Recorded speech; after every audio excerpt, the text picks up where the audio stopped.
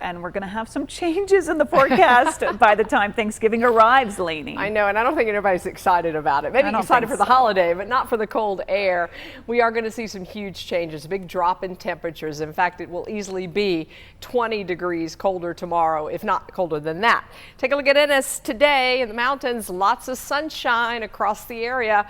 That sun going down and the winds picking up in the mountains. We are concerned about wind, and there is a wind advisory out. Now, your forecast for Thanksgiving is breezy, clouds, much colder air. For Friday, we've got mountain wind chills that are down into the teens across much of the area. Cold 40s in the Triad. Saturday, the winds will relax a little bit, but it'll stay cold. And we do have some sunshine mixed with clouds on Saturday. That wind advisory includes Gale Axe, Sparta, Boone, and Jefferson. And that is for wind gusts that could get as high as 40 to 50 miles an hour.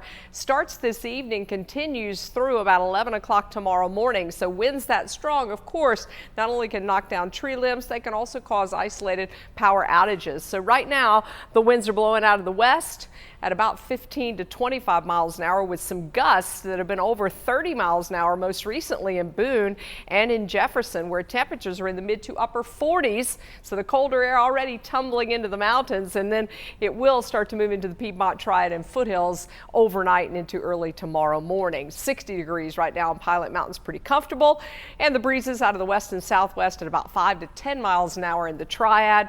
Temperatures are in the 60s, so we're 65 in Greensboro, 63 in High Point. The cold air, though, is just on the other side of the mountains, and like I said, it is going to be heading our way, and it's impacting a lot of folks over the northern plains, the Great Lakes, even the deep south will have some of this cold air as that second front moves in. For us, we've got dry skies, so we don't have to worry about any more precipitation, at least for the next few days.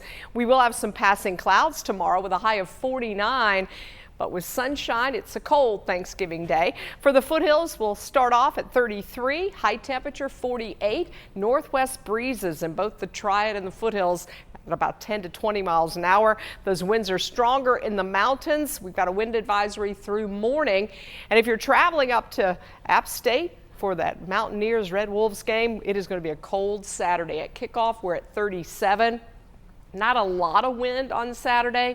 Still will be some cold breezes. Once the sun goes down, those temperatures drop.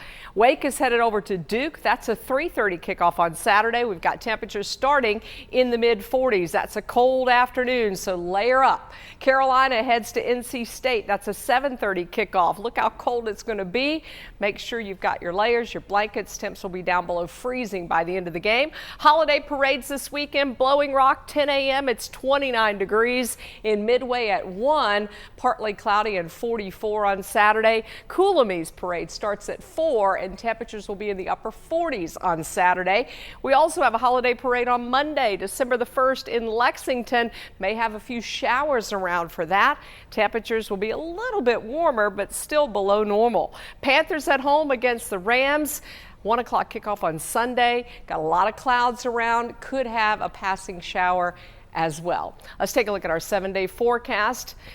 You can see the 20s are around Friday and Saturday morning. Saturday morning going to be the coldest, and then we'll gradually warm up a touch into next week.